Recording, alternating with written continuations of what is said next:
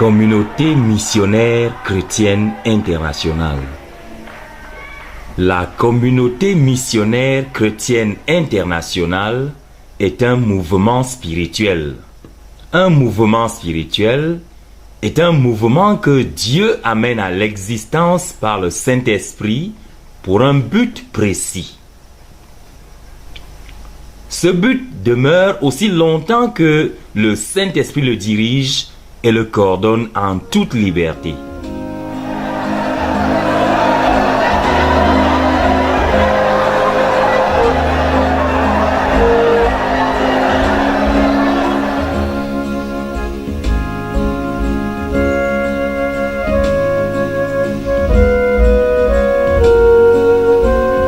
La communauté missionnaire chrétienne internationale est un mouvement réunissant des personnes soumises à la Seigneurie de Jésus-Christ et qui lui rendent une obéissance totale en toutes choses. C'est un mouvement regroupant des personnes qui marchent avec Dieu et servent le Seigneur à partir du débordement de leur relation avec lui. Un mouvement rassemblant des personnes qui cherchent à être remplies du Saint-Esprit sur une base quotidienne. La communauté missionnaire chrétienne internationale est un mouvement engagé au gagnement des âmes, à la formation des disciples et à l'implantation des églises dans chaque localité et dans chaque nation du monde.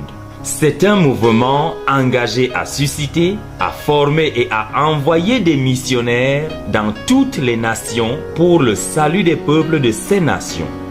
La communauté missionnaire chrétienne internationale a été appelée à apporter sa contribution au réveil mondial promis par Dieu par l'enseignement dispensé aux saints réveillés, les rencontres dynamiques quotidiennes avec Dieu, la formation des disciples et le compte rendu.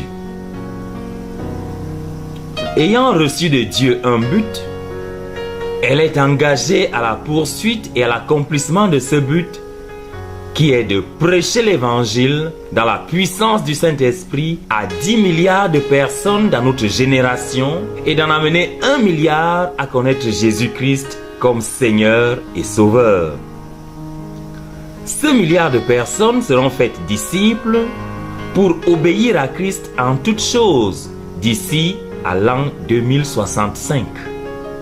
Le désir d'apporter l'évangile aux hommes de notre génération était le débordement de la connaissance de la mort rédemptrice de Jésus-Christ sur la croix et aussi de la puissance de l'évangile à sauver radicalement. La communauté missionnaire chrétienne internationale est le débordement du ministère apostolique du professeur Zacharias Tane-Fomum, leader fondateur de ce mouvement.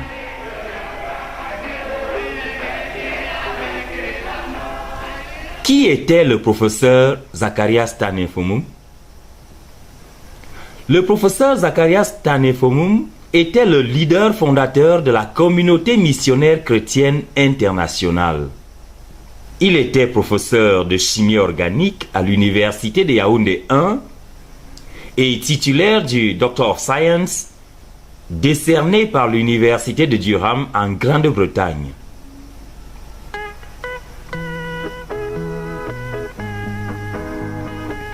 Le professeur Zacharias Tane-Fomum, communément appelé Frère Zach par les frères de la communauté missionnaire chrétienne internationale, est né au Cameroun le 20 juin 1945. Il reçut Jésus-Christ comme son Seigneur et Sauveur personnel le 13 juin 1956, après avoir lu un traité intitulé « Quelqu'un est mort pour toi ». Ayant été conduit au Seigneur à travers un traité, la puissance de la page imprimée comme outil indispensable pour apporter l'évangile au peuple de la terre pesait continuellement dans son cœur. Major steps in my spiritual progress were tied to the printed page. La plupart des étapes majeures dans mon progrès spirituel étaient liées ou sont liées à la page imprimée. Before I turned 11, Avant que je n'ai eu 11 ans, I was given that tract, someone died for you. Ce traité-là m'avait été donné. Quelqu'un est mort pour toi. And that's how I came to my encounter with the Lord Jesus Christ. Et c'est comme ça que j'étais venu à ma rencontre avec le Seigneur Jésus-Christ. When I was 21, Lorsque j'avais 21 ans, I read the book, j'avais lu un livre, Go For Me to China. Va pour moi en Chine. It was a testimony of Hudson Taylor, the famous missionary. C'était le témoignage de Houston Taylor, le fameux missionnaire. That's how the missionary vision was born in my heart. Et c'est comme cela que la vision missionnaire naquit dans mon cœur. That same year, Et cette même année-là, I read a book, Power Through Prayer. j'avais lu un livre, Puissance par la prière. And that's how I began to learn to pray. Et c'est ainsi que je commençais à apprendre à prier. Every step in my life Chaque étape dans ma vie has been tied to a new breakthrough through the printed page. a été liée à une nouvelle percée à travers la page imprimée. If I were not the leader of the work, Si je n'étais pas le leader de l'œuvre, I would be a bookseller. je serais vendeur de livres. Plus tard, il se consacra au Seigneur Jésus-Christ et à son service par un acte d'abandon absolu de sa vie à Dieu le 1er octobre 1966, alors qu'il était étudiant à l'université de Fourabé à Freetown, en Sierra Leone.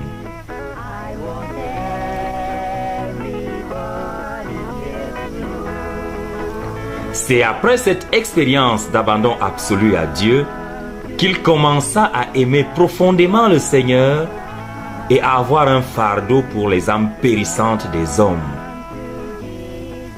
Listen, Brian, Hör zu, Bruder. if somebody goes to hell Wenn jemand in die Hölle geht and cries from hell, und von der Hölle schreit, I'm in hell because the form used shirts that he could have sold and invested in my salvation. und sagt, ich bin in der Hölle, weil Safomon eine Hemd behalten hat, die er hätte verkaufen können, um meine Seele zu retten.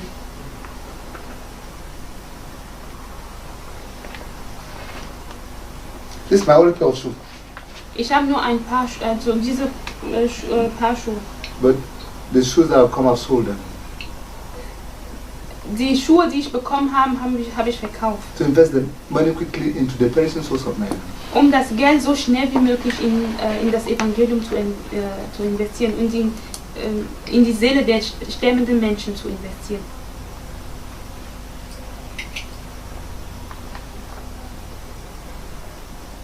Listen, brother, if someone allowed you to go to hell, Hör zu, Geschwister, wenn jemand dir erlaubt, in die Hölle zu gehen, so that the gospel never reached you, also indem wenn das Evangelium dich nicht erreicht so that you became a candidate for hell, und dadurch bist du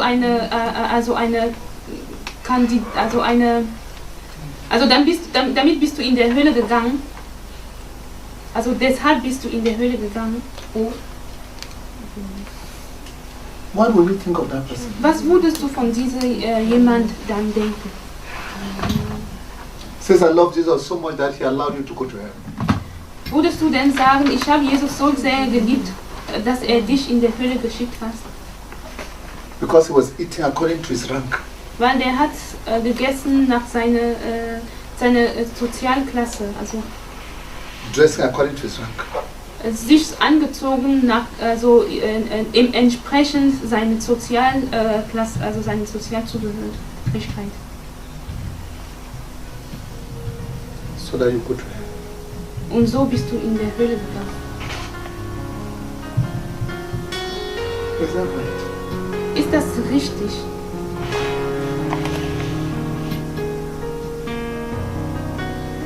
That you should eat comfortably so that someone perishes. Dass du gemütlich isst, also gute Sache isst, nicht von guter Sache ernährst.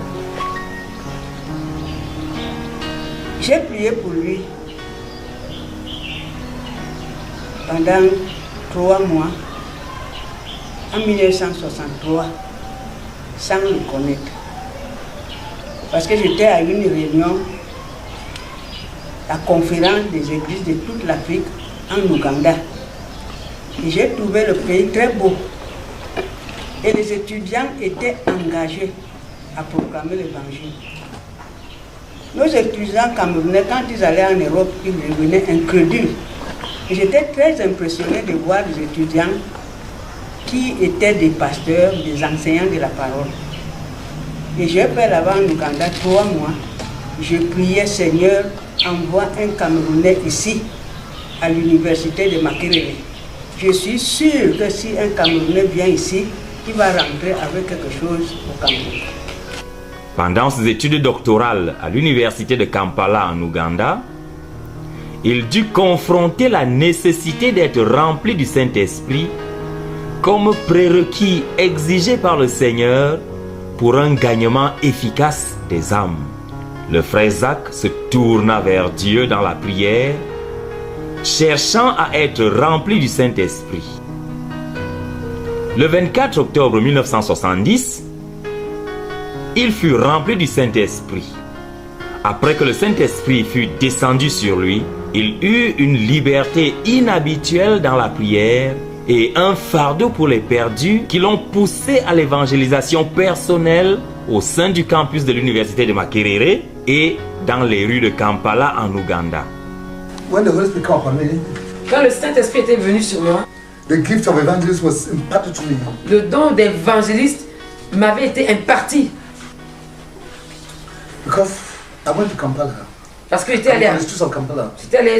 sur les rues de Kampala 3 or 4 times a week.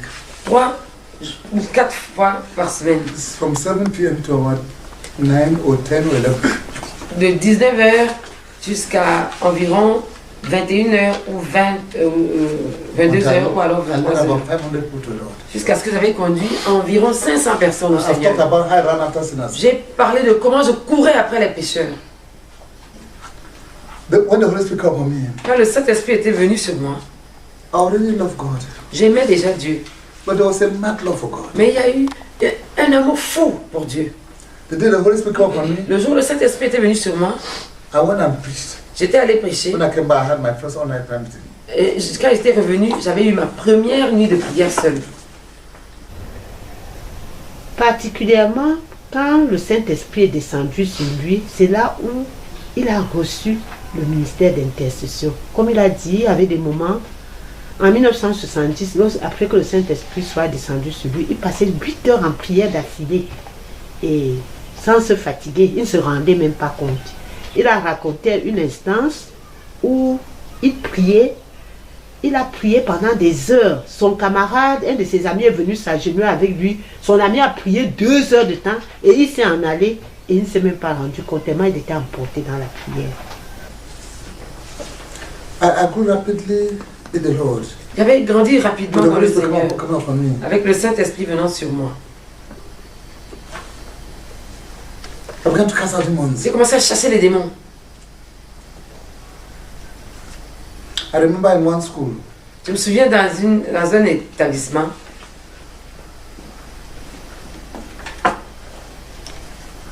one of the believers, because we had Christian groups in the schools, parce que nous avions des groupes chrétiens dans les établissements. he went on holiday. Un des croyants était allé en vacances The father took him and sacrificed a goat et son père l'avait pris et avait sacrifié une chèvre so that he'll be intelligent. pour qu'il soit intelligent. Came back to the school mad. Il était revenu à l'école étant fou.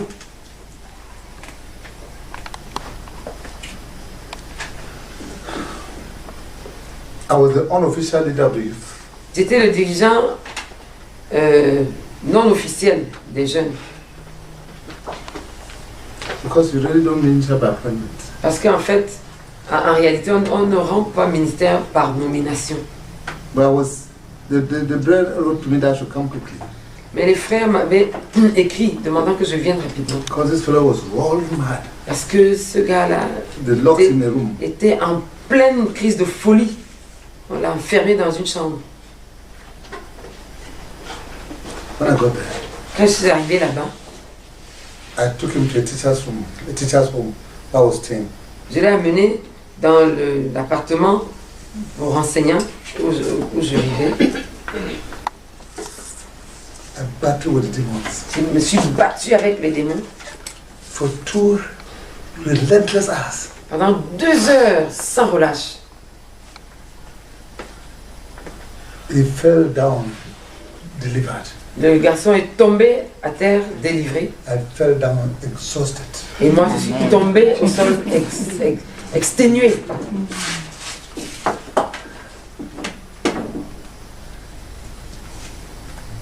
I began to hunger for God. J'ai commencé à avoir faim de And Dieu. the ministry grew. Et le ministère a grandi. Depuis lors, il s'est déversé sans retenue dans le service de Dieu jusqu'à ce qu'il s'en aille pour être avec le Seigneur en 2009.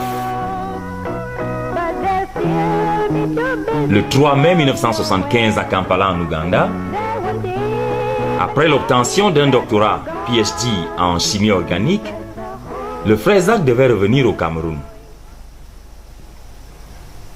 L'évêque Festus Kivengere de la communauté anglicane pria pour lui, l'envoyant en mission pour aller prêcher l'évangile au Cameroun. Il fut ainsi mis à part comme missionnaire au Cameroun et envoyé avec les paroles prophétiques suivantes prononcées par l'évêque. Seigneur, lorsque le frère Zach arrivera au Cameroun, que chaque Camerounais lui dise, tu me dois Jésus. Le 11 mai 1975, le frère Zach quitta l'Ouganda et arriva à Yaoundé en tant qu'homme envoyé par Dieu, un missionnaire ayant pour mission de donner Jésus à tous les Camerounais. Le jour de son arrivée, il prêcha à une jeune femme qui, à l'époque, était élève professeur à l'école normale supérieure de Yaoundé au Cameroun, et la conduisit au Seigneur. Elle est demeurée dans la foi jusqu'à ce jour. Ce jour-là, dans la nuit, il écrivit un traité évangélique intitulé « Comment connaître Jésus-Christ ». Ceci devint son premier outil d'évangélisation. Dès ce jour-là, le ministère du frère Zach au Cameroun décolla. Il utilisait toutes les opportunités qui se présentaient à lui pour prêcher l'évangile. Et chaque fois qu'il prêchait, il le faisait de toutes ses forces. The pride of a man's heart is an abomination to God. L'orgueil du cœur d'un homme est une abomination pour He Dieu. scattered the pride. He scattered the proud of heart and brings them totally to nothing. Il disperse les orgueilleux et les réduit à néant. Because the Lord Jesus Parce que le Seigneur Jésus cannot take residence in ne peut pas aller résider dans un cœur orgueilleux. Il prêcha à Yaoundé dans différentes dénominations, église baptiste, catholique, presbytérienne, et dans le reste du pays, d'une localité à l'autre. There was no time when Brazil found that some program somewhere for soul winning was difficult, or some program somewhere for soul winning was costly, either to him or to him physically or financially. He had a passion for soul winning. Wherever there was possibility for Brazil to go and preach the gospel, even if you get to the place and find out one person that was organized for 10 people to gather or for 5 people to gather, Brazil will pay the price to go there. If only one person will believe, he come back rejoicing. You can be able to count about 1,000 localities of Brazil visit. If it was not what was ahead, he will not take the risk of driving on such terrible road where after Ambamayo, there it was Ambam, we spent about 100 meters inside mud, driving inside water. I remember a moment that we went there because the ferry would not carry our car. We had to hire small boat, small canoe, in order that Brazil would enter with little children, pedaling him to cross the river. Au moment de son retour pour être avec le Seigneur en 2009, le frère Zach avait fait entre sa base de Yaoundé et le reste du Cameroun plus de 700 voyages missionnaires d'une durée variant d'1 jour à 3 semaines pour prêcher l'évangile et pour édifier les saints. Il avait prêché dans plus de 1000 localités au Cameroun, envoyé plus de 200 missionnaires nationaux dans plusieurs localités du pays et implanté plus de 1300 églises dans les diverses provinces administratives du Cameroun. C'était à l'époque où l'œuvre commençait au Cameroun. Donc le frère Zach allait dans les villes voisines du pays pour implanter les églises. Et j'avais le privilège, premièrement, de l'accompagner dans ces différentes villes. Donc c'est ainsi que nous sommes allés, que nous allions en Balmayo, que nous allions à Obala, que nous allions à Bafia, à Douala, presque toutes les églises alentour de Yaoundé. Je sais comment elles ont été implantées. En Anga et Boko, je sais par exemple qu'à Obala, c'était si violent que parfois on prêchait les portes et les fenêtres fermées. Je me souviens un jour, on était à l'intérieur au début et le frère Zach prêchait. Il y a un caillou qui est passé par la fenêtre et a frappé l'un de nous, ici à la poitrine. À une autre réunion, toujours à Obala, c'était le point le plus violent. On avait fermé les portes et les fenêtres. Les populations étaient dehors criant, ne voulant pas qu'on prêche. Et à un moment, nous nous sommes rendus compte que tout le monde toussait dans la salle. Et immédiatement, on a dû ouvrir le porte. Qu'est-ce qui s'était passé? Ils avaient écrasé le piment et avaient soufflé le piment sec dans la salle pour nous sortir de là.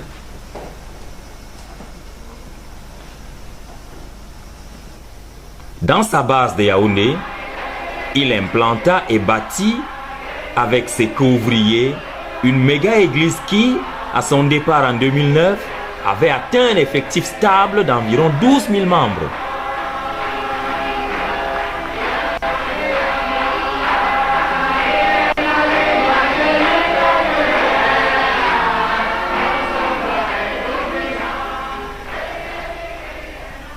Cependant, le frère Zach n'était pas juste un ministre de l'Évangile. Il était aussi un mari et un père. En tant que mari et père, il prenait soin des siens, tout en étant aimant, tendre et strict. Il traitait chaque enfant d'une manière spéciale et veillait à bien pourvoir aux besoins de sa famille. Dans sa maison, la dévotion familiale, moment où toute la famille et tous ceux de la maison communient autour de la Bible, reçoivent l'enseignement de la Bible et prient, était une loi immuable, qu'il soit à la maison ou non. Dieu et la parole de Dieu occupaient une place centrale dans la maison. Il était très amical et arborait un sourire chaleureux, charmant et accueillant. Le frère Zach s'intéressait beaucoup aux gens.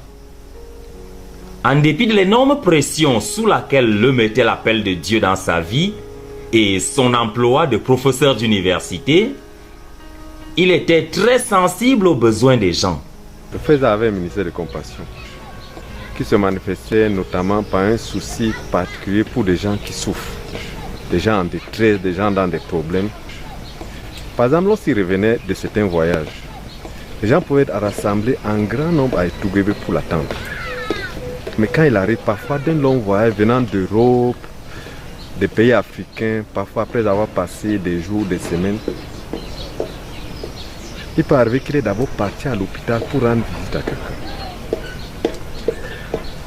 C'est un moment, il quitte la nuit de prière, il saute dans la voiture pour aller rendre visite à une veuve, à des orphelins.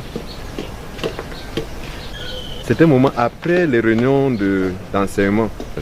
Après toute cette fatigue, après toutes les activités de la journée, Il faut rester longtemps pour rendre ministère aux gens, prier pour les malades, conseiller.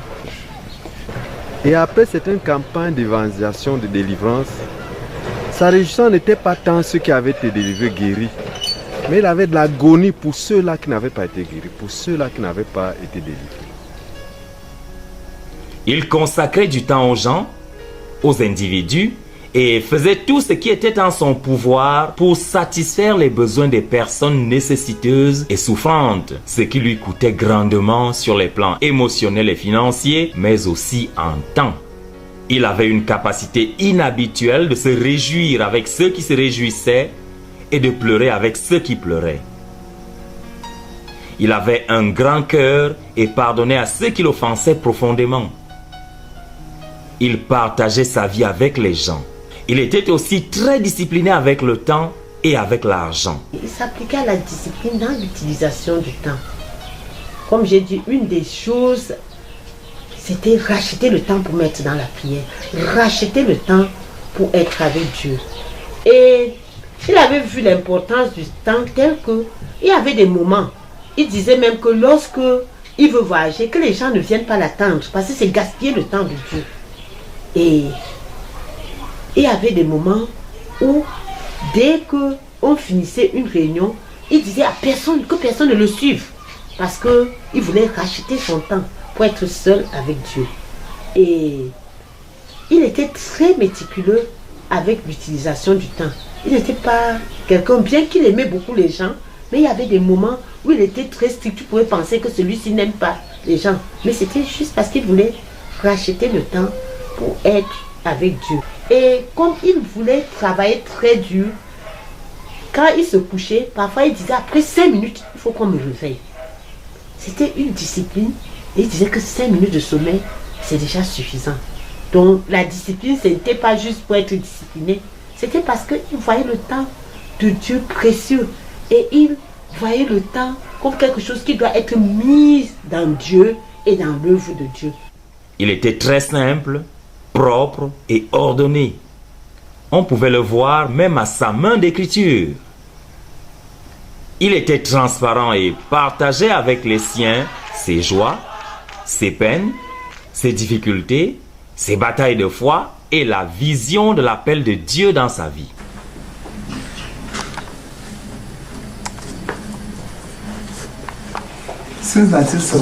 Depuis 1970, je n'ai jamais été le même.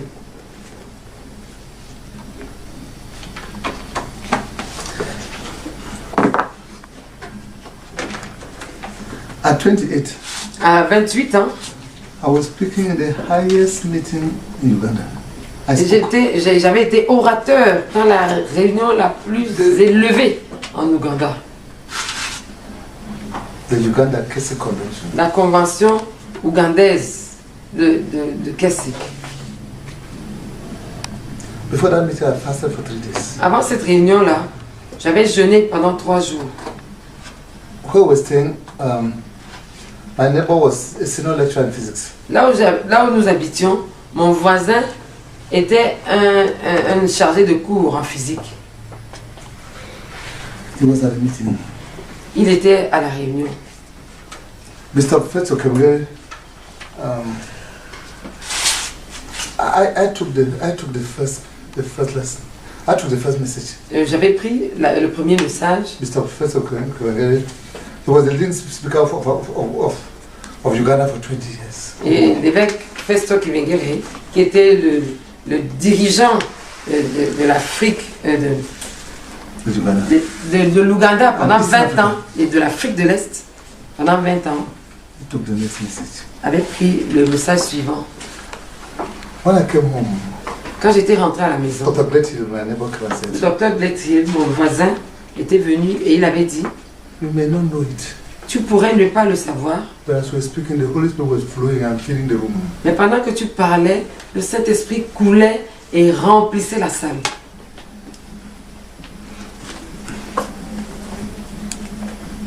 Some weekends, certains week-ends, at 5 p.m., à 17 h, I'll be 300 kilometers from Kampala. J'étais à 300 km de Kampala. I had a car. J'avais une voiture. I'll be driving home. J'étais en train de conduire pour rentrer à la maison. I've been preached there for the whole weekend. Ayant prêché là-bas pendant tout le week-end. The Holy Spirit was on me. Le Saint-Esprit était sur moi. Then I came and the work started. Et puis j'étais venu et l'œuvre avait commencé.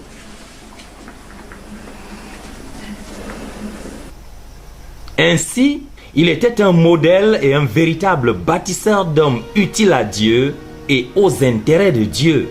On peut le voir à travers la multitude de dirigeants qu'il a formés et dont certains sont restés avec lui comme co-ouvriers, tandis que d'autres sont allés fonder leur propre ministère. Son cœur paternel demeurait ouvert à ceux qui s'éloignaient de Dieu. Il n'abandonnait jamais personne, mais les portait tous dans son cœur, priait pour eux, les aimait et les réprimandait pour s'assurer qu'ils reviennent à Dieu et vivent. Il formait des disciples pour le Seigneur Jésus. Il était un amoureux ardent et passionné du Seigneur Jésus et donnait tout au Seigneur. Il ne refusait rien ni personne au Seigneur. Il aimait le Seigneur et considérait son service au Seigneur comme son plus grand privilège de ce côté-ci de l'éternité. Chaque jour, il suppliait le Seigneur de lui accorder le privilège de le servir. Le service du frère Zach au Seigneur était le débordement de son amour et de sa profonde gratitude envers Dieu. Il n'avait jamais considéré les exigences de l'appel de Dieu dans sa vie comme un sacrifice, mais plutôt comme un sujet de joie. C'était une personne joyeuse et pleine de paix, ayant en Dieu une foi d'enfant. Tout ce que Dieu l'appelait à faire, il savait qu'il devait le faire. Et même s'il échouait à maintes reprises, il n'abandonnait jamais. Il essayait encore et encore et encore. Il n'abandonnait jamais une chose que Dieu lui avait accordé de voir. Le frère Zach jouissait de la vie. Il mangeait sa nourriture et buvait de l'eau avec plaisir, les prenant comme des dons reçus de Dieu. Même dans ces moments de détente, il enseignait la parole de Dieu et traitait des problèmes de la vie. Tout ce qu'il faisait, il le faisait de tout son être. Il aimait le Seigneur et travaillait très dur. C'était un homme saint. S'il pouvait littéralement battre sur quelqu'un, il le ferait à cause du péché, à cause d'une piteuse marche avec le Seigneur ou à cause de la paresse. Il détestait le péché parce qu'il voyait la douleur que le péché causait au cœur de Dieu et son effet destructeur sur les individus. It's horrible. C'est horrible. It's horrible. C'est horrible. Every sin, tout péché, is a disaster beyond telling. C'est un désastre indicible. Every sin, tout péché, is a disaster beyond telling. C'est un désastre indicible. Because sin, parce que le péché, has only one target. A visé une seule chose. The heart of God. Le cœur de Dieu. Sin, le péché, has only one target. A un seul objectif. The heart of God. Le cœur de Dieu. The sinner, le pécheur, aims only at one thing. Il vise une seule chose. To pierce the heart of God. Transpercer le cœur de Dieu. Every sin, chaque péché, has only one objective. A un seul objectif. To pierce the heart of God. Poignarder le cœur de Dieu. You go to a lake of fire. Tu iras dans le lac de feu. Because you have caused pain to God's heart. Parce que tu as causé la douleur au cœur de Dieu. You go to a lake of fire. Tu iras dans le lac de feu. Because you have caused pain to God's heart. Parce que tu as causé la douleur au cœur de Dieu. God has decided. Dieu a décidé. That those who cause pain to his heart. Que ceux qui causent la douleur à son cœur. Burn in hell forever. Brûleront en enfer pour toujours. En même temps qu'il portait ses lourdes responsabilités spirituelles, le frère Zach poursuivait sa carrière académique avec un sens d'excellence. Il fut major de sa promotion en licence S-Sciences et obtint un prix du Fura Bay College à l'université de Sierra Leone en octobre 1969.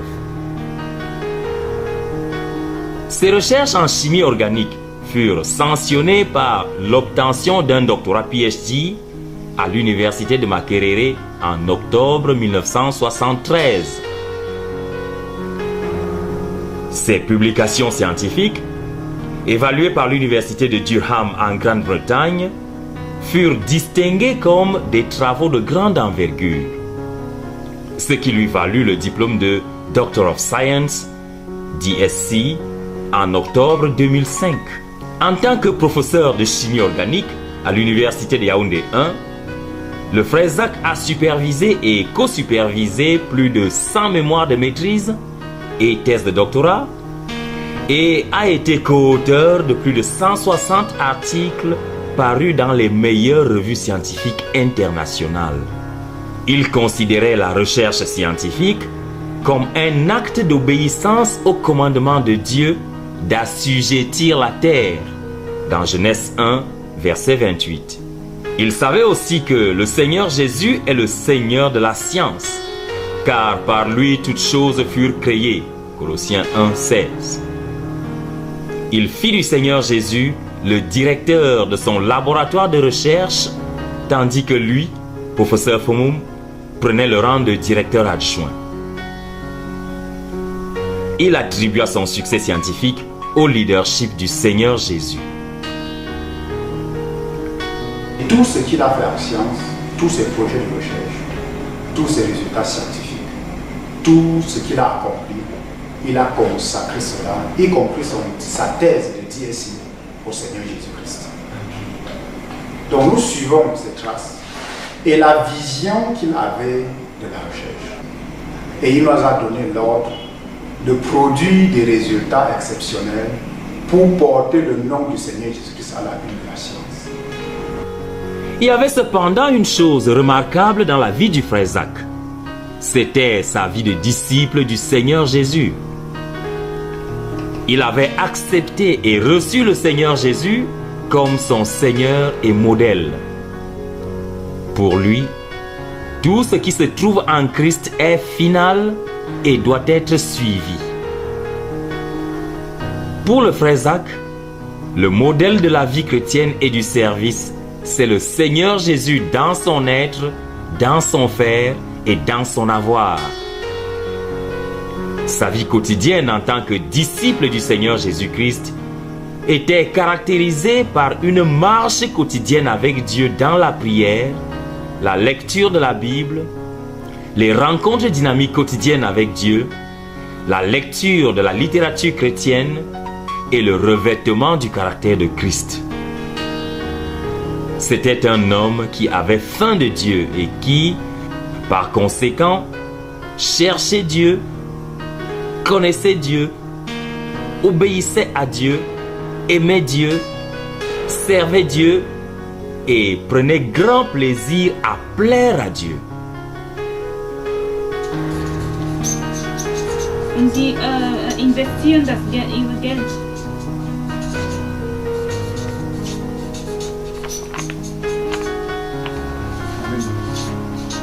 Die Verlorenen zu gewinnen.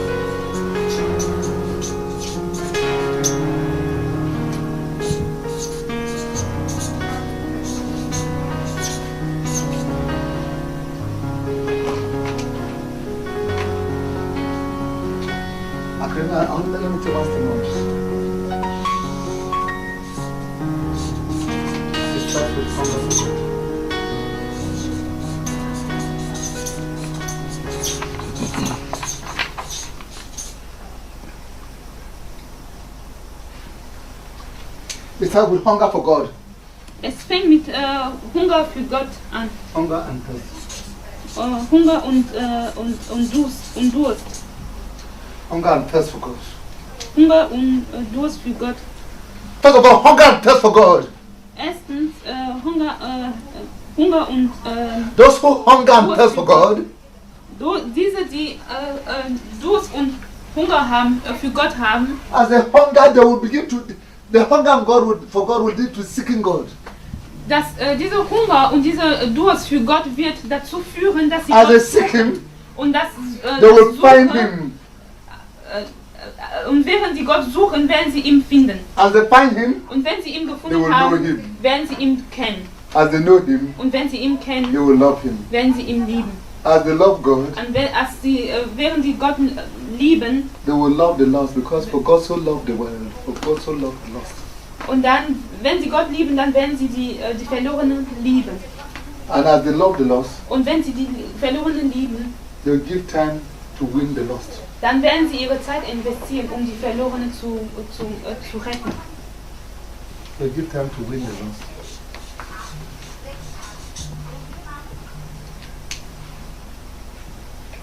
And as they love the Lord, Und während die Verlorenen, they invest their money to win the lost. während die Verlorenen lieben, werden sie ihr Geld da rein investieren, damit sie gerettet werden. It starts here. Il manifestait son amour pour le Seigneur par une coûteuse obéissance à Dieu en toutes choses. Il était engagé à obéir à la parole de Dieu révélée par le Saint-Esprit dans son cœur et à la parole de Dieu transmise par d'autres. Il avait lu la Bible plus de 60 fois et avait lu plus de 1350 livres sur la foi chrétienne. Sa passion à connaître Christ et à le faire connaître aux autres l'avait conduit à écrire 150 livres chrétiens pour l'avancement de l'évangile de Christ. Après avoir donné une série d'enseignements sur les ABC de la vie chrétienne, il a dit qu'il veut produire, il veut faire dactylographier ces enseignements et produire des manuscrits pour donner à tous ceux qui étaient fidèles. Donc, il a mis par écrit ces enseignements qu'il donnait sur les ABC de la vie chrétienne. Il m'a demandé si je peux traduire le premier manuscrit qui était intitulé « Le chemin de la vie ». Listen, when we started in Yaoundé, Hört zu, wenn we rented a studio in Bogada. als wir damals in Yaoundé angefangen haben, And I said, God, may the gospel go from this room to all the continents, to all the nations. Comme la puissance dépendait du Saint-Esprit, nous avons immédiatement établi que la prière devait être la priorité dans la production des livres. Donc nous avons ouvert une chambre de prière où chacun de nous allait prier chaque jour et où des amis du Book Ministry venaient également de dehors pour prier. Je devais prier pour la rédaction des livres. Il a écrit un bulletin de prière, comment accoucher 1 heure de rédaction. Parce que pour écrire un livre, il avait calculé qu'il lui faut au moins 100 heures pour se préparer et pour écrire. Il n'écrivait jamais la théorie. Il écrivait toujours ce qui avait été vécu dans sa vie. En tant qu'étudiant en doctorat, c'est là qu'il avait écrit son premier livre en 1976. Et c'était le livre « Disciple coûte que coûte ». Donc quand vous voulez connaître la pensée originale du frère Zach, il faut lire ce livre, parce que c'est le tout premier livre qu'il a écrit. Et c'est un peu comme le résumé de tous les autres livres. 4 millions de ces livres, traduits en 11 langues, et 16 millions de traités évangéliques écrits par lui et traduits en 17 langues sont en circulation. Au début de l'édition de nos livres en 1986, tous nos livres étaient distribués, toute la production était distribuée. On a envoyé des livres au Congo, au Togo, au Gabon, tous ceux qui demandaient nos livres, on les leur envoyait gratuitement et à nos frais. Et c'est pour ça que rapidement, nos livres ont pénétré beaucoup de pays. De telle manière que lorsque les missionnaires venaient, ils trouvaient déjà un terrain préparé. Il passait aussi entre 15 minutes et 6 heures par jour, seul avec Dieu, dans ce qu'il appelait rencontre dynamique quotidienne avec Dieu. Pendant ces moments, il lisait la parole de Dieu, il méditait, écoutait la voix de Dieu, entendait Dieu lui parler, mettait par écrit ce que Dieu lui disait et priait à propos. Il a enregistré plus de 18 000 rencontres dynamiques quotidiennes avec Dieu.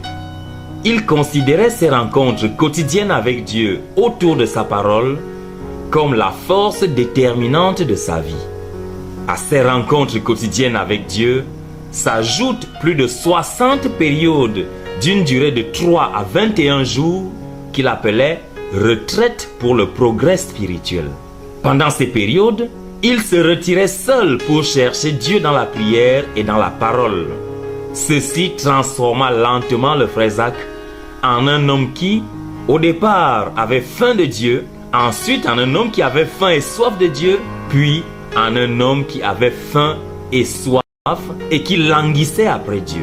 Le cri intérieur incessant de son cœur était « Puissais-je avoir davantage Dieu ?» It has been a story Ça a été une histoire of an ever-growing hunger for God. d'une faim toujours croissante pour Dieu. People think that I love to preach. Les gens pensent que j'aime prêcher. Yes, I do. Oui, j'aime prêcher.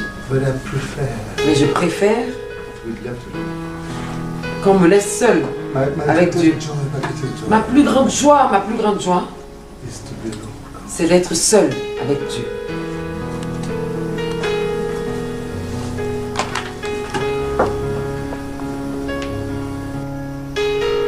Le frère Zach considérait la prière comme le travail le plus important qui puisse être accompli sur terre pour Dieu et pour l'homme. Il croyait fermement que ce qui n'est pas fait dans la prière n'est pas fait du tout.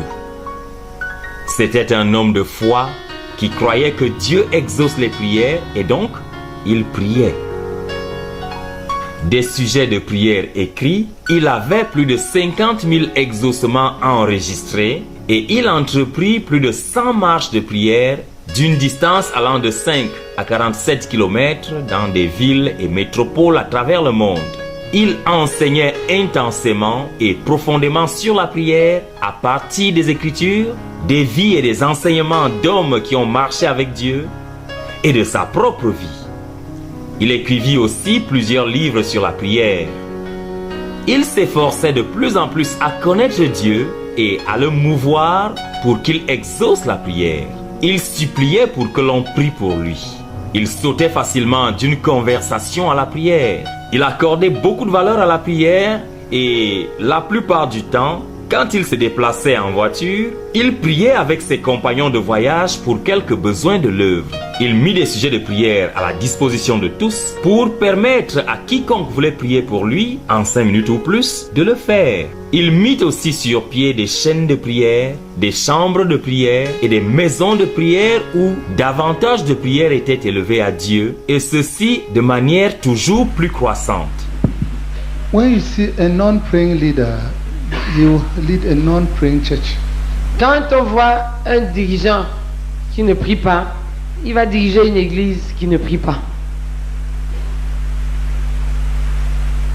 Like leader, like church. Tel dirigeant, telle église. Whatever excuses you give now Quelles que soient les excuses que tu peux être en train de donner maintenant for your superficial praying, pour justifier ta prière superficielle, ta manière superficielle de prier.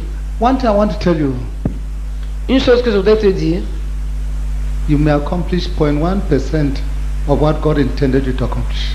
c'est que tu pourrais accomplir 0,1% de ce que Dieu voulait que tu accomplisses.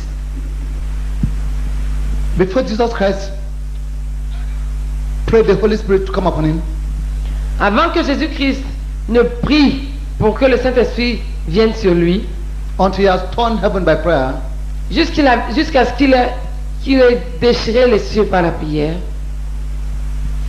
and torn hell by fasting, et déchiré l'enfer par le jeûne, he did not preach one sermon.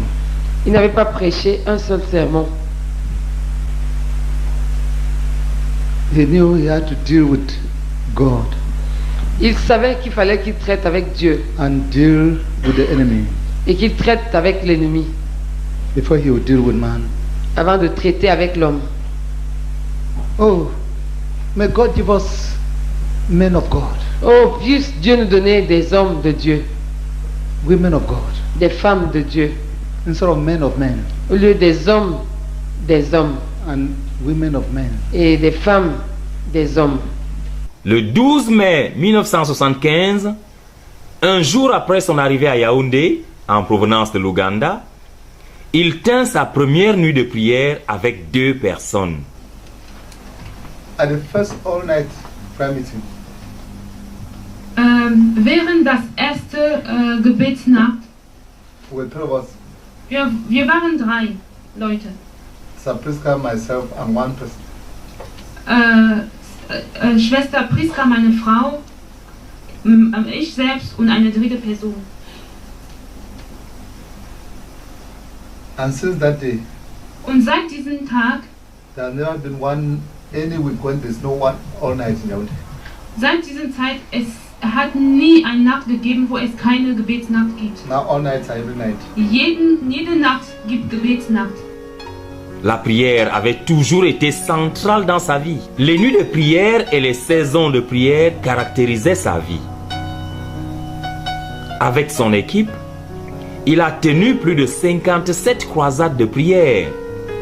Une croisade de prière est une période étendue d'une durée de 7 à 40 jours, pendant laquelle au moins 8 heures d'affilée sont investies par jour dans la prière. Ils firent aussi plus de 80 sièges de prière. Un siège de prière est une période de prière presque ininterrompue d'une durée allant de 24 à 120 heures. En 2006, lorsque l'œuvre avait pénétré la 50e nation, le Seigneur dit au frère Zach que la quantité et la qualité de prière pour l'œuvre devaient être proportionnelles à la croissance et à l'expansion de l'œuvre.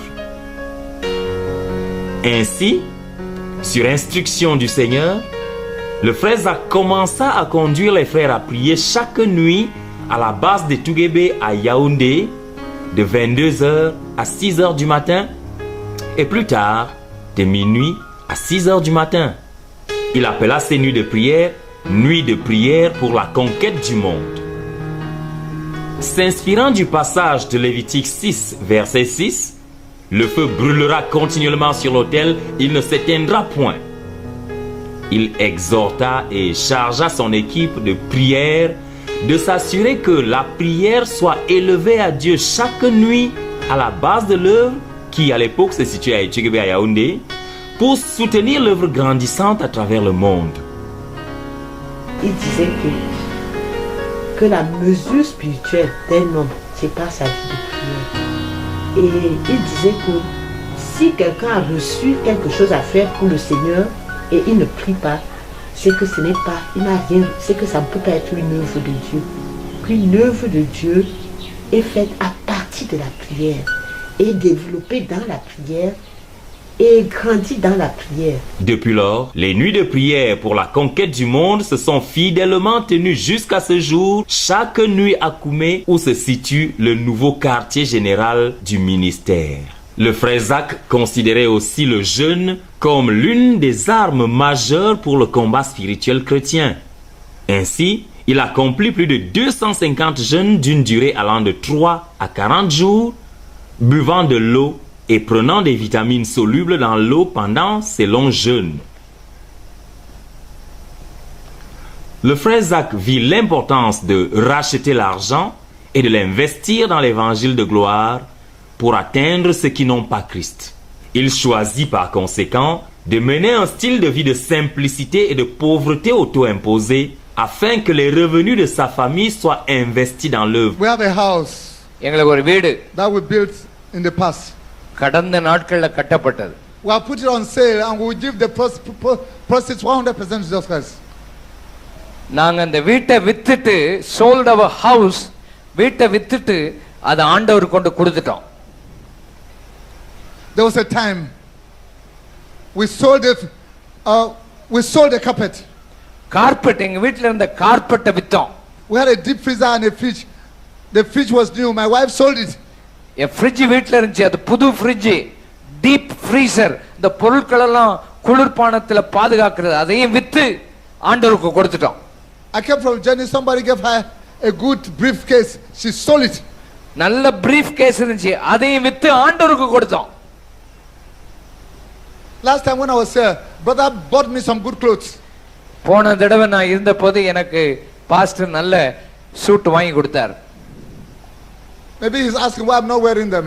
அந்த சூட்டை ஏன் இவர் போடலன்னு பாஸ்டர் நினைச்சுக்கிட்டு இருப்பார். Brother, I sold them and I put them into the gospel. நான் அந்த சூட்டையும் கொண்டு போய் வித்து அதையும் போய் காணிக்கையில போட்டுட்டேன். இப்பதான் தெரியுது எனக்கு. I really did not know. Listen, brethren. நல்ல கவனி, நல்ல கவனி. The perishing souls of men, the perishing souls of men. So இந்த ஆத்மா இருக்குது, அழிஞ்சு போற ஆத்மா, அத பற்றி உனக்கு கவனம் இருந்தா அது செய்வா. I want to thank you a million times for honoring me and giving me good things.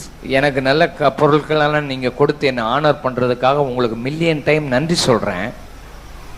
ஆனா அது ஆண்டவருக்குரியது. He said, sell your possessions and give to the poor. நீ உனக்கு உள்ள சொத்து பொருள் எல்லாம் வித்து இயேசு இல்லாம இருக்கறானே அவனுக்கு சுவிசேஷத்தை சொல்லு. Sell your possessions and give the gospel to those without the gospel. சுவிசேஷம் இல்லாதவனுக்கு சுவிசேஷம் சொல்லு. உன்கிட்ட இருக்கிற காசெல்லாம் செலவழிச்சு. Provide purses for yourselves that will not wear out. Son épouse et lui grandirent au point d'investir dans l'évangile 92,5% de leurs revenus de diverses sources, telles que les salaires, les allocations, les droits d'auteur, les dons en espèces. Il le faisait dans l'espoir que, pendant qu'il grandirait dans la connaissance et l'amour pour le Seigneur et pour les âmes perdues des hommes, il pourrait un jour investir 99% de leurs revenus dans l'évangile. Pour le frère Zach, l'investissement du tout d'un homme est le témoignage de l'amour de cet homme pour le Seigneur Jésus et pour ceux pour qui il mourut. Le seul moyen de conquérir le monde pour Christ est d'avoir une récompense éternelle au ciel. En 1977, le frère Zach alla en retraite au mont Fébé à Yaoundé au Cameroun, recherchant une fraîche rencontre avec le Seigneur. C'est dans ce lieu et à ce moment-là que le Seigneur lui apparut physiquement et l'appela à un ministère apostolique au-delà du Cameroun. Il lui donna pour mission d'implanter des églises à travers le monde. Voici un extrait de ce que le Seigneur lui dit. Je t'appelle à un ministère mondial de moisson avec pour but d'atteindre le monde entier avec l'évangile de Jésus-Christ et de t'assurer qu'1 milliard d'entre eux sont sauvés et faits disciples du Seigneur Jésus-Christ, lui obéissant en toutes choses selon ma parole. Demande-moi et je te donnerai les nations pour héritage, les extrémités de la terre pour possession. Tu les briseras avec une verge de fer, tu les briseras comme le vase d'un potier. Psaume 2, versets 8 à 9. C'est ainsi que la vision de la conquête du monde pour Christ vint à l'existence et que le ministère auquel Dieu avait appelé le frère Zach traversa les frontières du Cameroun pour atteindre le reste du monde. Après cette expérience, le Seigneur continua à se révéler au frère Zach à diverses périodes de sa vie et la vision de la conquête du monde pour Christ grandit et devint plus claire.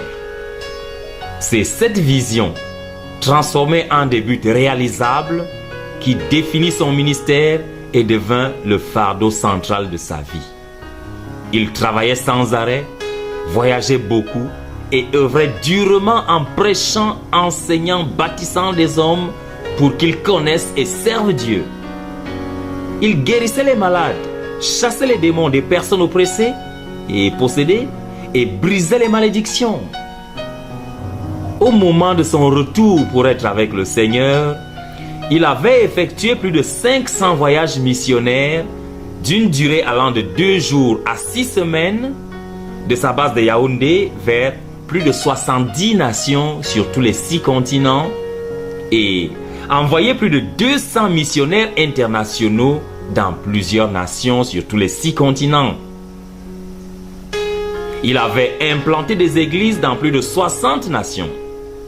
C'est cette vision de la conquête du monde pour Christ et ce ministère auquel le Seigneur avait appelé le frère Zach qui sont devenus notre vision et notre ministère aujourd'hui.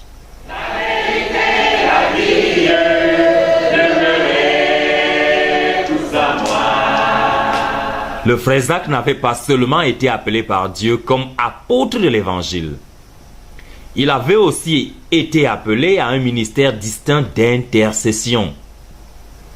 Le frère Zach initia des mouvements de jeûne et de prière et mena des batailles contre les principautés et puissances qui s'opposent au progrès de l'Évangile et aux buts globaux de Dieu. C'était là sa contribution unique au succès global de notre œuvre et à l'accomplissement du but total de Dieu pour notre génération. En 1987, quelques années après que le Seigneur ait rendu clair pour le frère Zach le but de notre ministère, le Seigneur commença à lui montrer les principautés qui se tiendraient comme obstacles à l'accomplissement du but. Ces principautés et puissances barraient la voie à l'accomplissement des desseins de Dieu dans notre génération.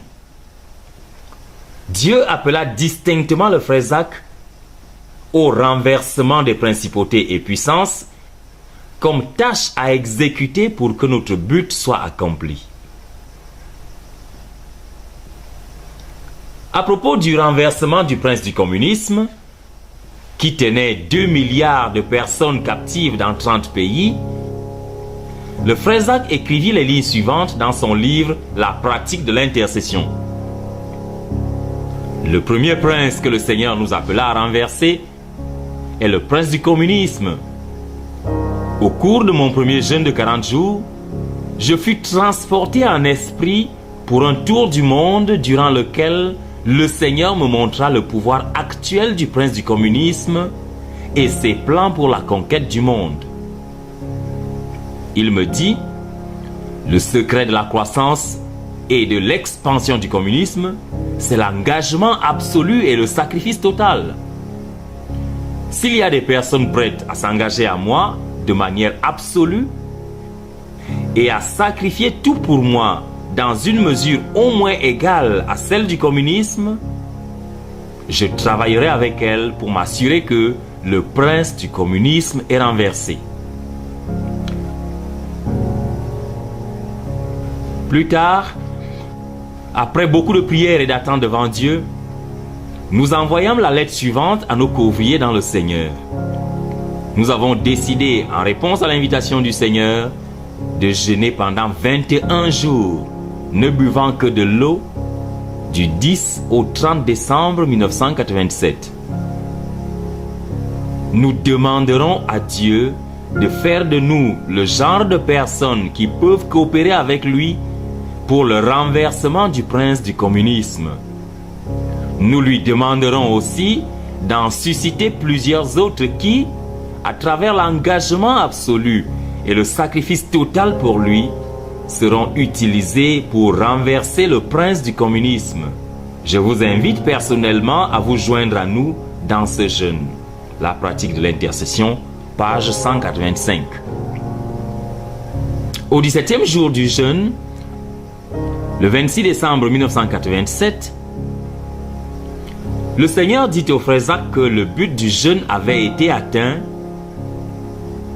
que le prince du communisme avait été renversé. Ses co-ouvriers et lui devaient par conséquent arrêter le jeûne. Ils se réjouirent et louèrent Dieu, s'étant privés de 51 repas. Des frères de plusieurs pays participèrent à ce jeûne. Environ 90% d'entre eux étaient du Cameroun. Une fois de plus, le 23 octobre 1988, le frère Zach convoqua un autre jeûne de 21 jours pour prier pour les sujets suivants. 1. L'ouverture des pays communistes et des cœurs de leur population à l'évangile de gloire. 2. que des centaines de millions de Bibles et de livres chrétiens soient déversés dans les pays communistes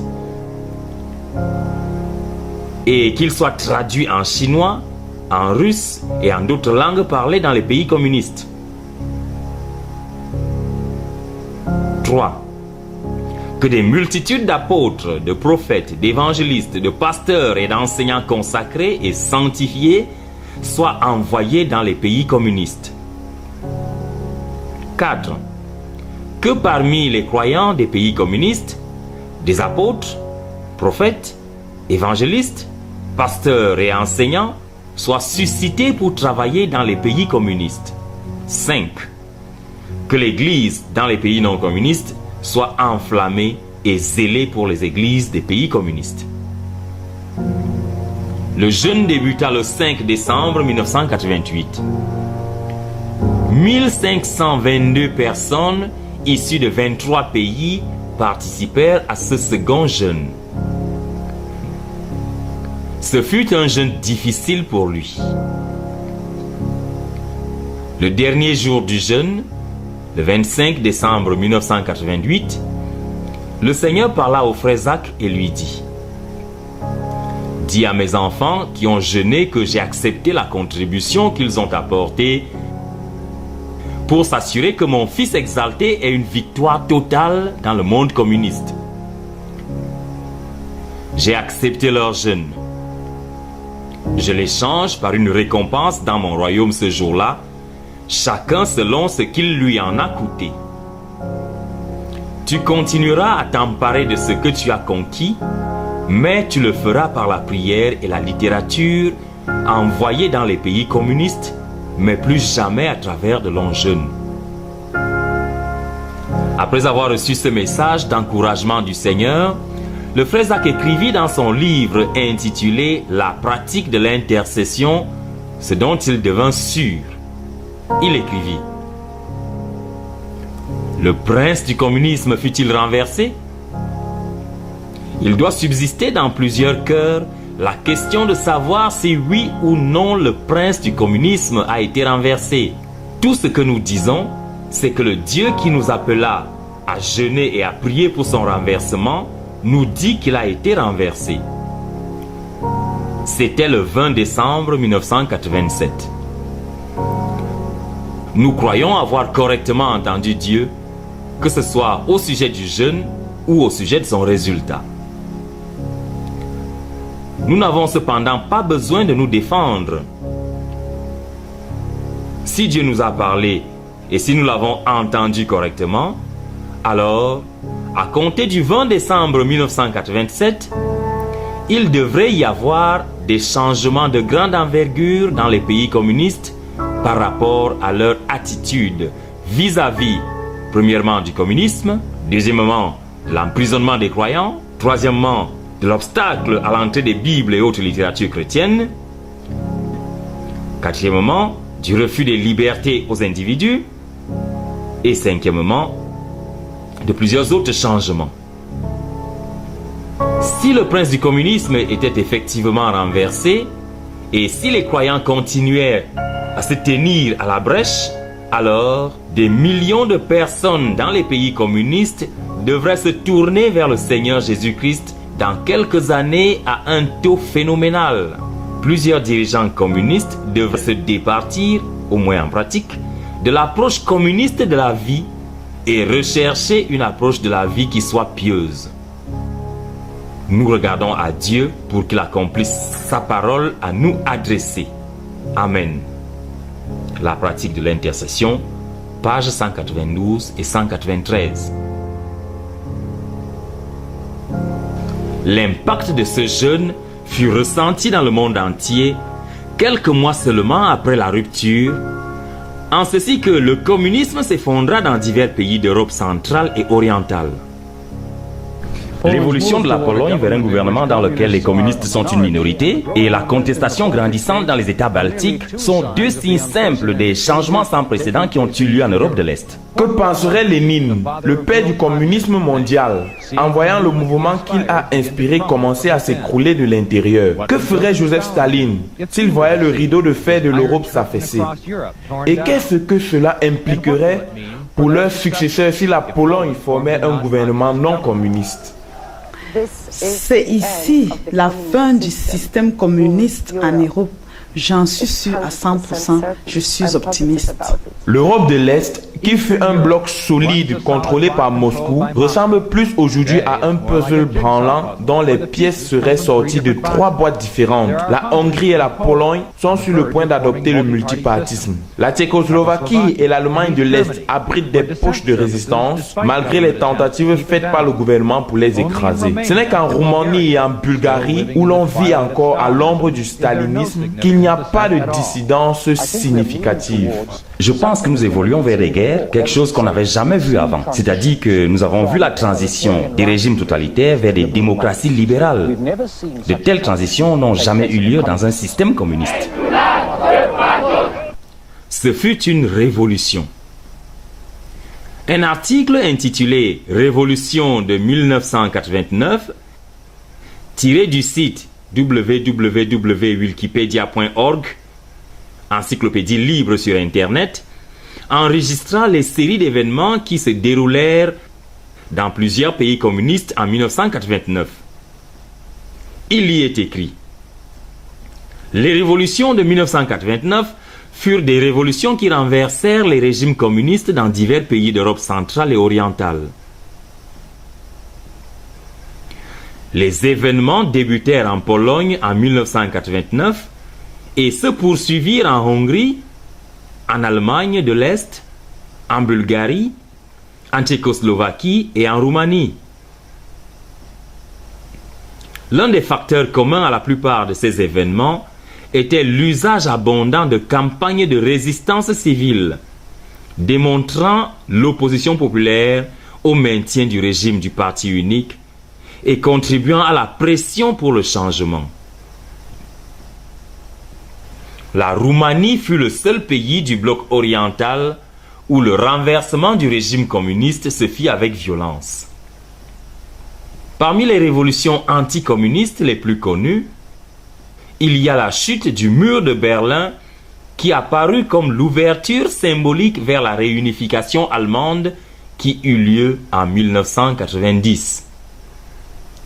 Le mur de Berlin était un mur construit par la République démocratique d'Allemagne en 1961 pour séparer l'Allemagne de l'Ouest démocratique de l'Allemagne de l'Est communiste.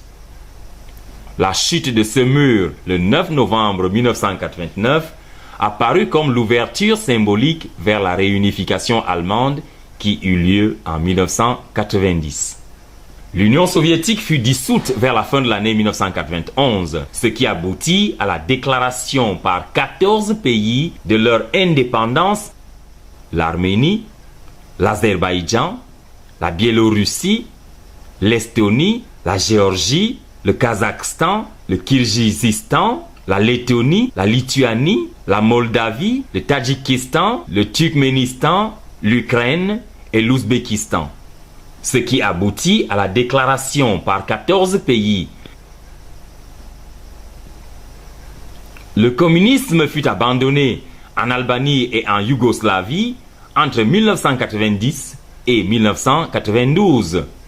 Ce dernier pays s'étant scindé en 5 États qui lui ont succédé vers la fin de l'année 1992.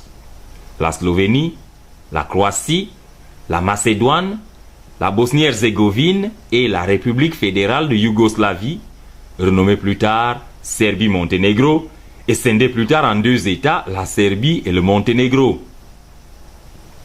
La Tchécoslovaquie aussi fut dissoute 3 ans après la fin du régime communiste, se scindant pacifiquement en République tchèque et Slovaquie en 1992.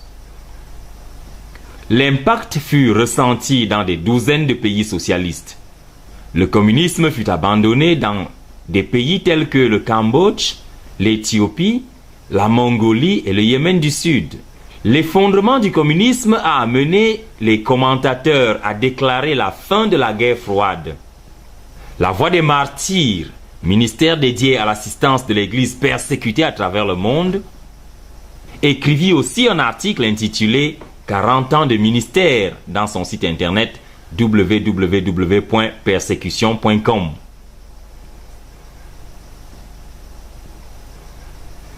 Au jour où la Roumanie ouvrait nouvellement ses frontières en 1990, les travailleurs de la Voix des martyrs apportèrent, sans menace d'emprisonnement, des camions remplis d'aide et de matériel chrétien destinés au peuple de Roumanie et des autres pays libérés.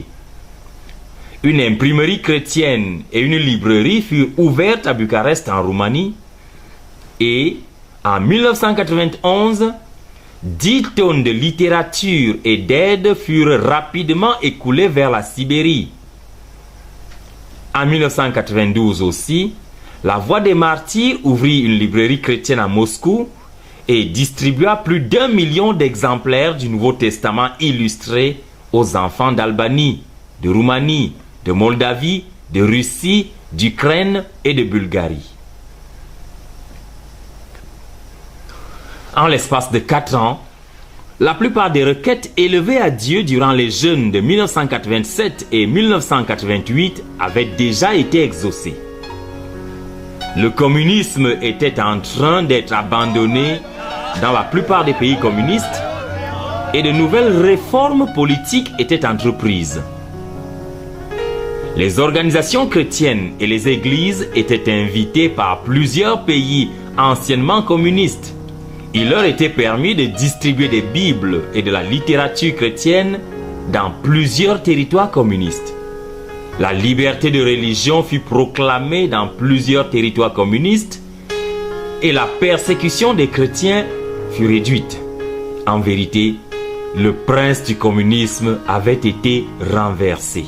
Nous proclamons que le prince du communisme a été renversé et que Jésus-Christ est Seigneur. Amen. Dieu appela le frère Zach à jeûner et à prier pour le renversement d'autres principautés et puissances tenant des milliards de personnes en captivité, notamment le prince du Malsi, le prince du bouddhisme et le prince de l'hindouisme. Le Seigneur avait révélé au frère Zach que les armes spéciales contre ces principautés et puissances étaient des supralongs jeûnes, c'est-à-dire des jeûnes d'une durée allant au-delà de la durée normale des longs jeûnes. Il commença donc à faire des supralongs jeûnes. Il fit 3 jeûnes de ce type. Le dernier supralong jeûne du frère Zach prit fin le 13 mars 2009 lorsque le Seigneur lui dit que les 3 armées de méchanceté que sont le prince du Malsi, le prince du bouddhisme et le prince de l'hindouisme ont été démantelés. Le but de ce jeûne a été atteint. Alléluia! Dieu a remporté la victoire, fut le cri du frère Zach.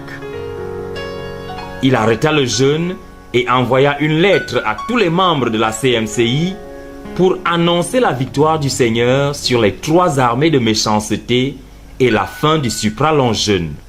Il était alors à Bamenda, le chef-lieu de la région du Nord-Ouest au Cameroun. Il écrivit: Alléluia! Dieu a remporté la victoire. Bien-aimés, gloire à Dieu. Les 3 armées de méchanceté ont été démantelées à minuit au 70e jour du supralong jeûne. Nous donnons toute la gloire à Dieu pour cette victoire. Cependant, la prière et le jeûne pour le réveil de chacun dans notre ministère continuent. La Pentecôte du 22 mars reste maintenant notre objectif et nous devons presser de l'avant dans la préparation.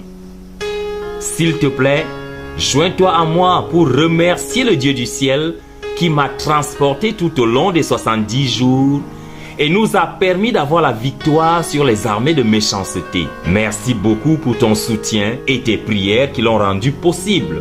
Que la gloire soit à notre Seigneur Jésus, Sauveur et Roi qui est sur le trône. Alléluia. Amen. De ton bien-aimé depuis Bamenda, Zacharias Tane Fomum. Plusieurs pourraient se poser la question de savoir si les 3 armées de méchanceté ont été effectivement démantelées. Tout ce que nous disons, c'est que le Dieu qui appela le frère Zach à jeûner et à prier pour le renversement de ces princes du mal, lui a dit qu'ils ont été démantelés.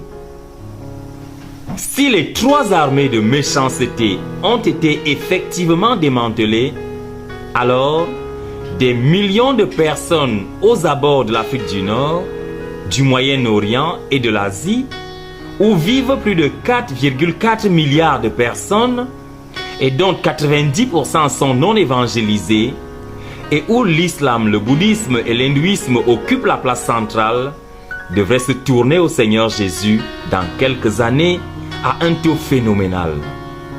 Nous croyons que le frère Zach avait entendu Dieu correctement, à la fois à propos du jeûne et à propos de son résultat. Nous regardons au Seigneur pour qu'il accomplisse la parole qu'il a dite à son serviteur. Amen.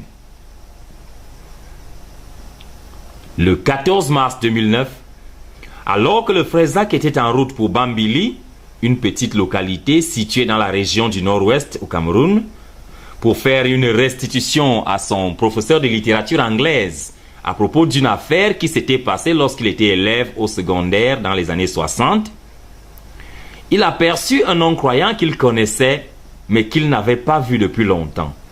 On the 14th of March 2009, just after Brother Zach has proclaimed victory over the 3 hosts of wickedness, we left that morning, very early in the morning, with Brother Zach, Sister Colette Sisako, our national, who was Brother Zach's traveling secretary for the conquest of Cameroon, and myself on the steering. And we're driving to Bambili, a small locality a few kilometers from Bamenda. Actually, we're going to Kas Bambili, the school where Brother Zach passed through between 1965. And I was going there because the Lord had asked him to go and see one of his lecturers who was still there and to carry a certain restitution or some repentance. Since that this period of time, Brother was period of fasting and overthrow of the host, Brother was dealing with everything staying in his life. That was one of the points, one of the reasons why we're going on that trip. About 1 kilometer from Bamenda, it occurred as usual that he would pick a phone and want to call. And he actually started talking with Brother Theodore and Ose, who was missionary in Nigeria then. He spoke with him from that point, talking about the ministry in Cameroon, the north of Cameroon, and the spread of the work in Cameroon, out of Cameroon and other places. And we drove until, while they were on the phone, until we got to the Bambui junction and passed, going towards Bambili. When we were close to where they call the 3 corner, that was when they stopped their conversation. When we got to the 3 corner and took the road, the street that they call Long Street, the street going to Kas Bambili, just a few meters from the junction, I perceived one of our former ministers who was walking on foot, conversing with somebody and going towards the junction we've just passed. We had just passed. And I mentioned to Brother Zach that this, I called the name and said, this minister is the one passing on the other way. And as I called the name and mentioned to Brother Zach, he immediately said, he's his classmate. That I should clear the car. He would like to greet him. He has not seen him for so long. So that's I cleared the car, and Brother Zach came out of the car on his side and walked towards the back of the car in order to follow this classmate who was going towards the junction. I also came out of the car, locked the car to follow Brother Zach. But as I walked towards the car myself, he had gone a distance from the car. As I was walking towards him and he found I he heard I locked the car, I think so. As he heard me lock the car, he turned towards me. And as I was coming towards him, I saw his hand raised to the sky and he was looking to the sky. All he did was as his face looked at me, he called Israel. That's all I knew. He called Israel, and as I answered Daddy, I found him like going. And he was face looking in the air, he was going on his knees. I'm the one who came close to him and held him down. And as I took him down, I considered that was the end. Because he said no other thing. And I got him into the car. With the help of the people who were passing around me, we got him into the car. And Cordet Sisako, who was with us, realizing that I had gone down with Daddy Zach, started shouting and praying in tongues. And we got him into the car along with Colette, with the people who came help us, and we rushed Brother Zach to the hospital, which was very, very close. About 5 minutes, 10 minutes, we were already with the medical staff. And as we got there, the first medical staff we met confirmed immediately to us, this man is no more with us. And the medical doctor of the district was also in his residence right there, came immediately and confirmed also that he had gone. He was no more alive. I made a phone call immediately to our brethren, our provincial leader of the Northwest, who also came with our brother who is a medical doctor, Dr. Yuta, and he came and immediately consulted Brazak and confirmed to us that Brazak was no more with us. He was certain that Brazak had gone.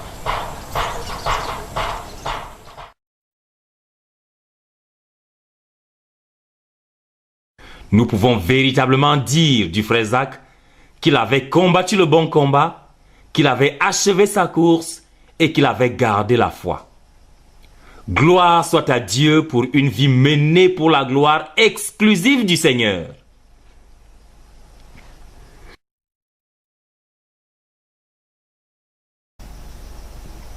Au cours des 12 dernières années de la vie du frère Zach sur la terre, Dieu avait mis dans son cœur le fardeau pour le réveil de tous les membres de la communauté missionnaire chrétienne internationale. Il le fit parce que les croyants de la CMCI en avaient besoin et aussi parce que Dieu avait dit au frère Zach qu'il y aurait pour tout le corps de Christ un réveil qui déchirerait le ciel, secouerait la terre et glorifierait Christ. Et que lorsque ce réveil viendra, les croyants se tourneront vers les frères de la CMCI pour apprendre à pratiquer les rencontres dynamiques quotidiennes avec Dieu, les comptes rendus et la formation des disciples que le Seigneur a distinctement enseigné à la communauté de la CMCI comme moyen de préserver un réveil.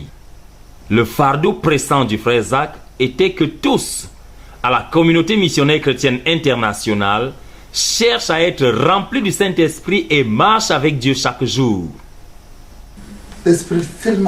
L'homme rempli de l'Esprit, même dans sa plus profonde faiblesse,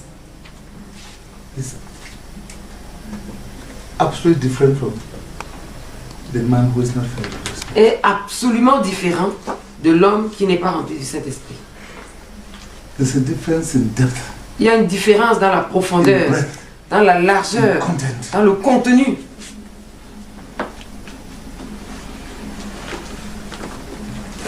Je voudrais te supplier. Quel que soit ce que ça va coûter, sois rempli du Saint-Esprit. En 2005, alors que le frère Zach rendait ministère au Congo-Brazzaville, le Seigneur l'encouragea à commencer le jeûne spécifique qu'il lui avait ordonné de faire. Le Seigneur lui dit qu'il commencera à réveiller les membres de la communauté missionnaire chrétienne internationale et il l'encouragea à presser dans le jeûne jusqu'à la fin. De même, en 2007, alors que le frère Zach était encore sous le fardeau du réveil du peuple de la CMCI, le Seigneur lui parla.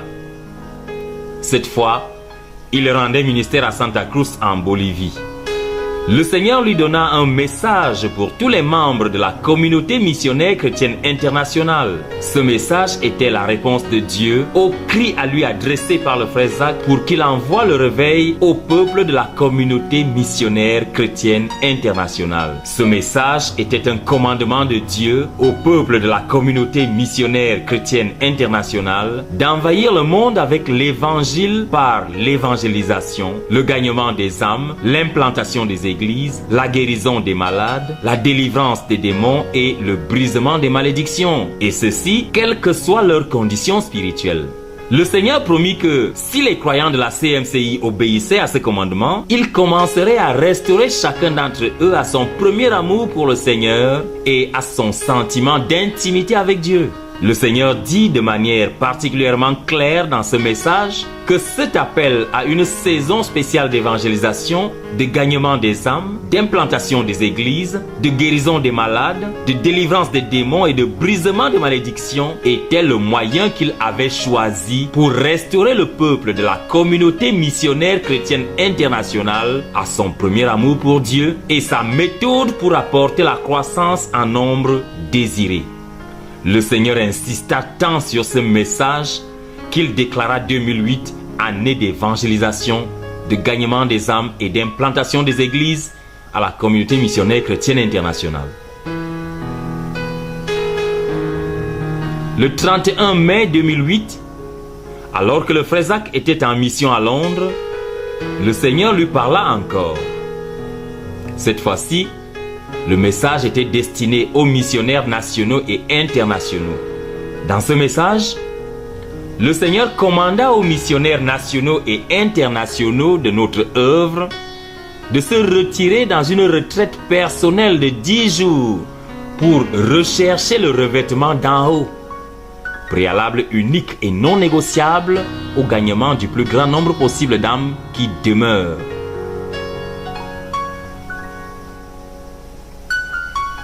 L'année 2008 s'écoula rapidement pendant que les frères œuvraient pour obéir au message de Santa Cruz. Le 21 décembre 2008, alors que le frère Zach était à Bertois, il eut un message spécial de la part du Seigneur. Le Seigneur lui dit que l'année 2009 serait l'année du réveil dans la communauté missionnaire chrétienne internationale.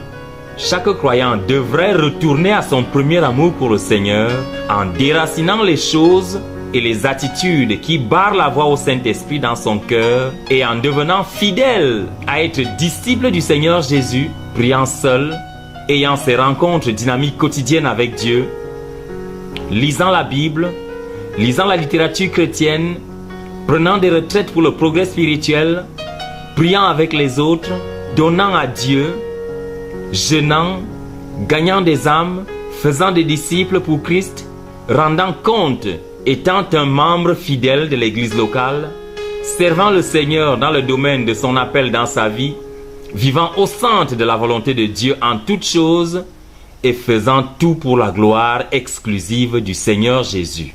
Le frère Zach portait continuellement le fardeau pour le réveil de tous les membres de la communauté missionnaire chrétienne internationale jusqu'au moment où il s'en alla pour être avec le Seigneur.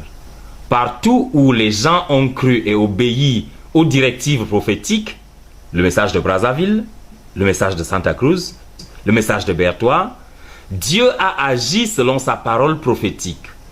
Gloire soit à Dieu! Le frère Zach est parti, mais son ministère se poursuit.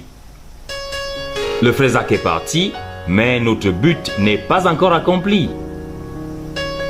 Le frère Zach est parti, mais notre œuvre n'est pas encore achevée. Le frère Zach est parti, mais ne nous a pas laissés sans héritage. Il nous a laissé le Seigneur Jésus-Christ comme notre modèle. Il nous a laissé le témoignage de la vie qu'il a menée devant nous. Il nous a laissé un grand dépôt de prières et de jeûnes stocké pour nous dans la banque du ciel. Il nous a laissé des messages prophétiques et une feuille de route pour notre ministère. Il nous a laissé des hommes qu'il a bâtis pour poursuivre le ministère. Il nous a laissé une vision globale et un but à poursuivre et à accomplir. Et plus important encore, il nous a laissé ce qu'il avait abondamment acquis et dont nous avons désespérément besoin, c'est-à-dire Dieu. Nous avons par conséquent tout ce dont nous avons besoin pour accomplir notre vision, atteindre notre but et achever notre œuvre à la gloire exclusive du Seigneur. Gloire soit à Dieu pour le don du frère Zach à nous, au corps de Christ et au monde. Gloire soit à Dieu pour la qualité de vie qu'il a menée et la qualité de travail qu'il a accompli lorsqu'il était sur la terre. Gloire soit à Dieu pour l'impact global de son ministère. Gloire soit à Dieu pour tous ses desseins liés à notre ministère. Que le nom du Seigneur soit à jamais loué pour tout ce qu'il a fait et continuera à faire dans notre ministère et à travers notre ministère pour la bénédiction du monde et de tout le corps de Christ dans notre génération, dans les jours à venir, dans les semaines à venir, dans les mois à venir, dans les années à venir, dans les décennies à venir et dans les générations à venir si le Seigneur Jésus tarde. Gloire à Dieu!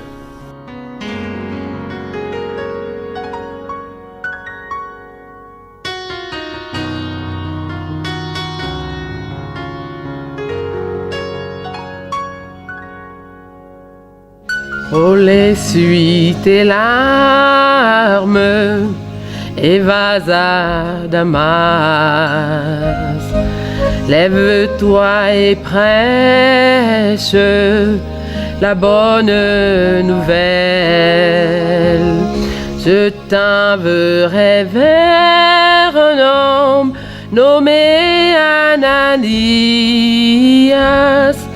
C'est lui qui te dira ce que tu dois faire. J'ai compté sur Adam, j'ai compté sur Caïn, j'ai compté sur Jonas, mais c'était en vain. J'ai compté sur Judas, mais il m'a trahi. Va prêcher l'évangile, Paul, je compte sur toi. Seigneur, déjà 3 jours et je ne vois pas mon frère Ananias est tout près de moi. Il me dit, frère Paul, le Seigneur du ciel m'envoie pour te guérir et t'ouvrir les yeux.